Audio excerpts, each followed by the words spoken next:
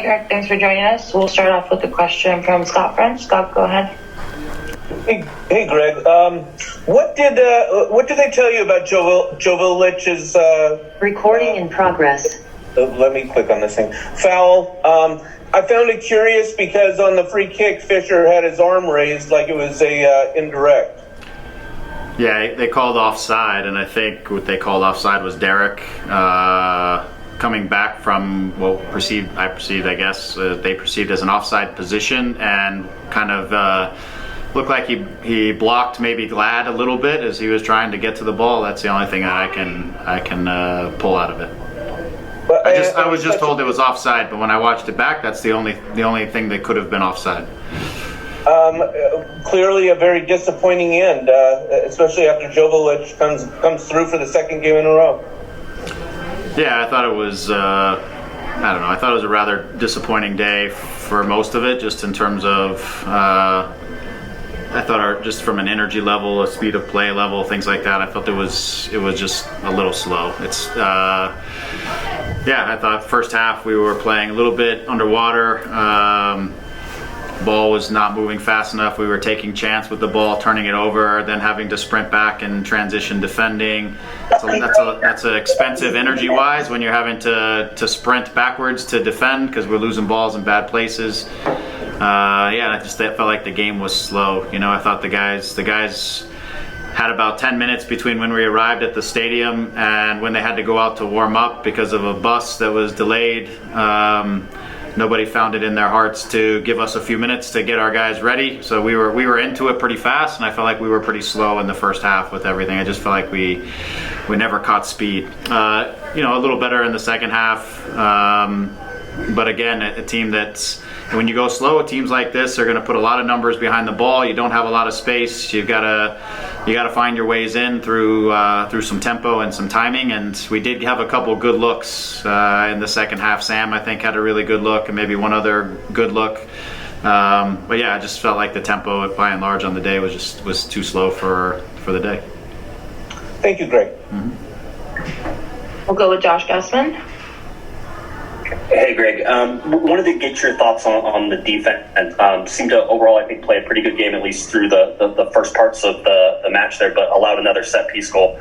What have you seen, or what did you see in this game that sort of maybe wasn't perfect for you? Yeah, again, I think defensively, I thought in general we were fine. I mean, we had to manage some transitions because of the ridiculous losses of possession. Again, just the unnecessary, I guess not ridiculous, but unnecessary losses of possession.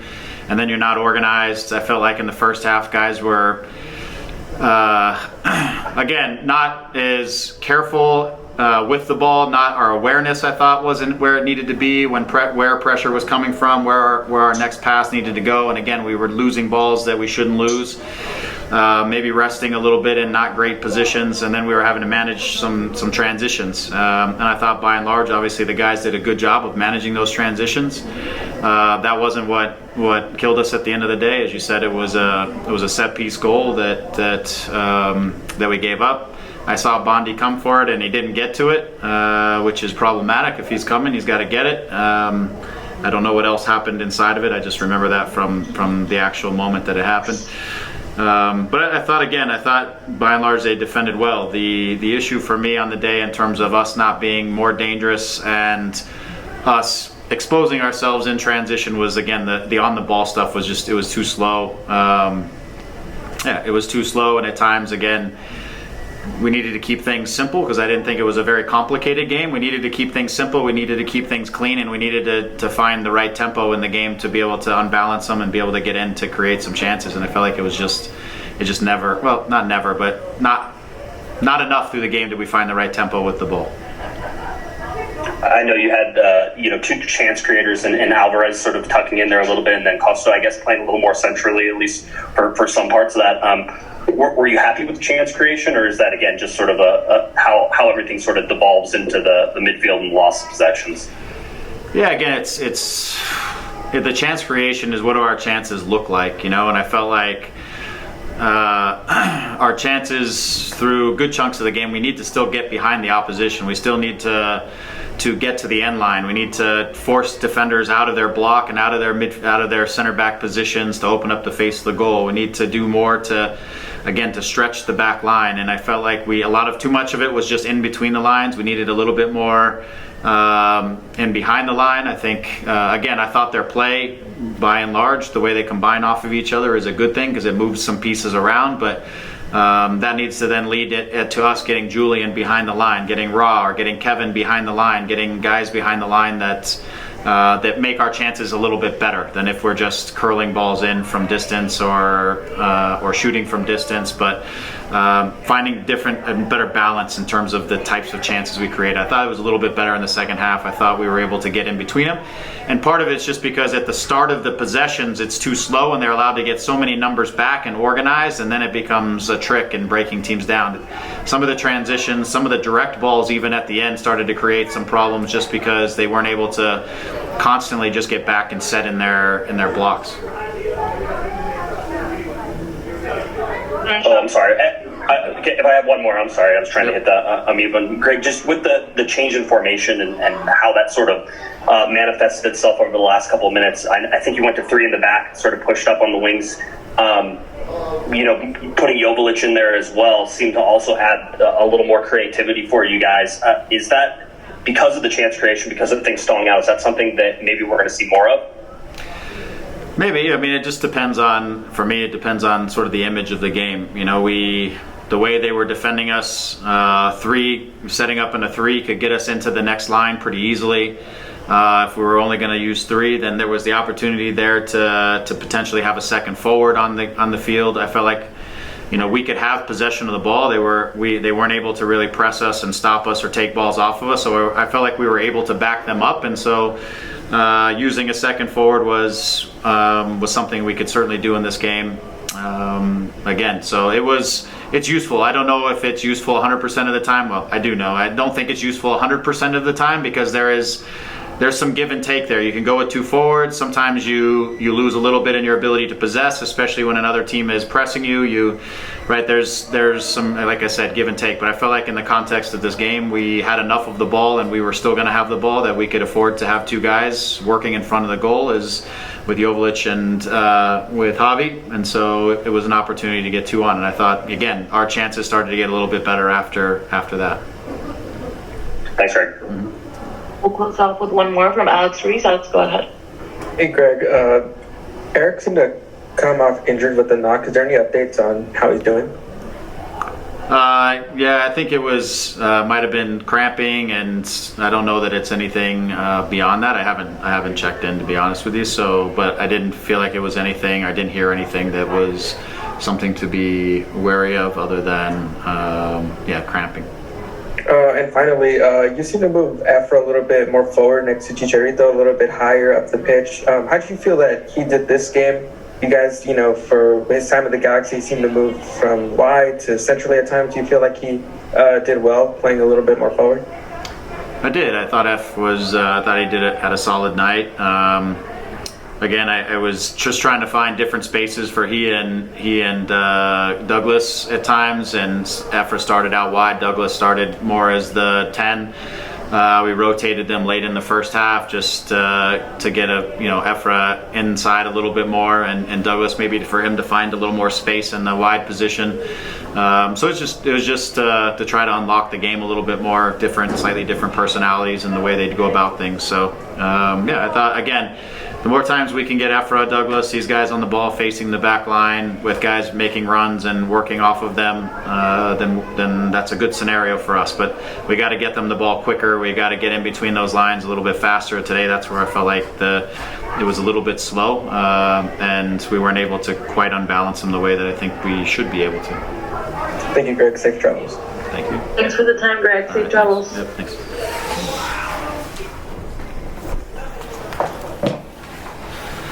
Recording in progress.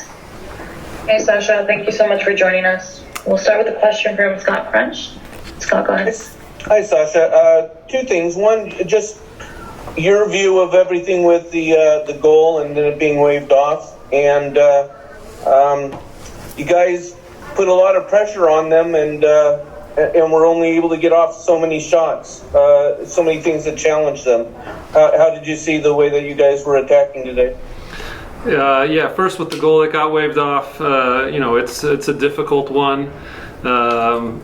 I've only seen it back once very quickly. It's tough to digest, to see if Derek is really making a play on the ball and really obstructing, I think, Justin Glad. I don't know. I think he definitely comes from an offside position. I don't think that's in dispute.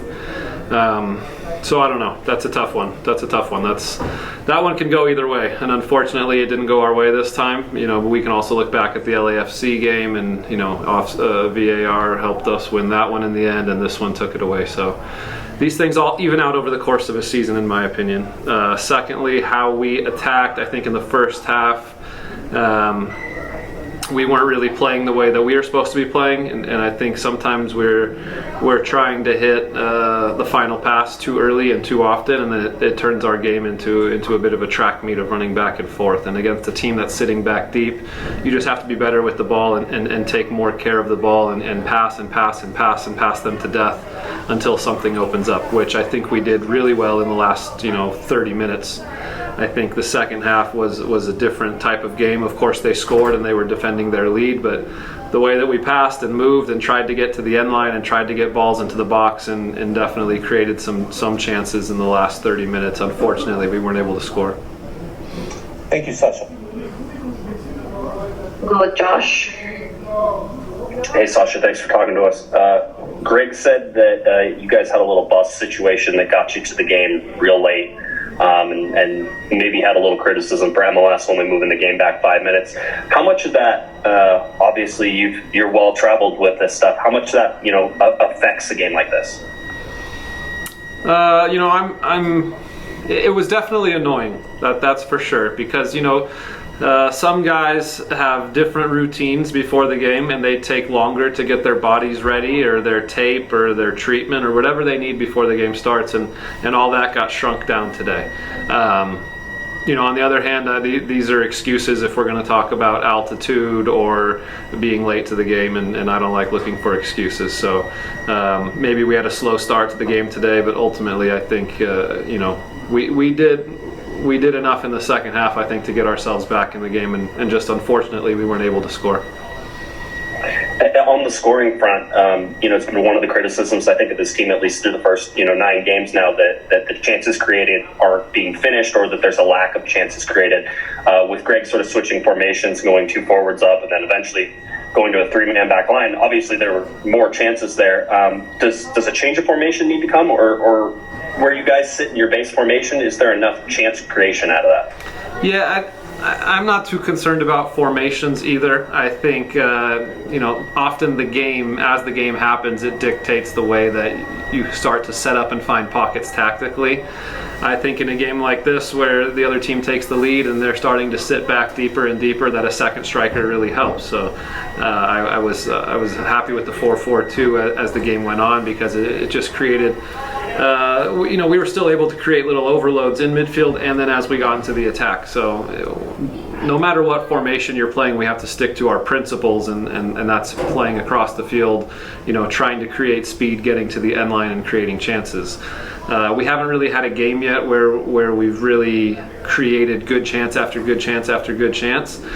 We've also played against quite a few teams now who know how good we are with the ball, and they can't really press us high, so they end up sitting really deep, and that's the toughest to break down, is when there's a team that gets 10 guys behind the ball and sits deep, because then you don't really have a lot of space behind their back line, and we still have to threaten that space, even though it maybe gets shrunk down to only about 18 yards of space behind their back line. So these are things that when you're a good team with the ball that you have to really master, and we're not there yet, but these are our principles and we'll stick to them, and we just got to keep going and trying to keep improving at that. Last question for me. With Joveljic scoring, even if it didn't count, obviously looking back at Nashville and what he was able to do in the final minutes there, doing it again here, even if it doesn't count, how have you seen his confidence grow, maybe just in the last 3 or 4 weeks? Yeah, just in the last 10 days too. he was frustrated after the game against San Diego because he played a pretty good game, but most of the chances fell to other guys, and so he was waiting for a good chance to score. You know, he's a goal scorer. He's him like Chicharito. They live and breathe goals, and so.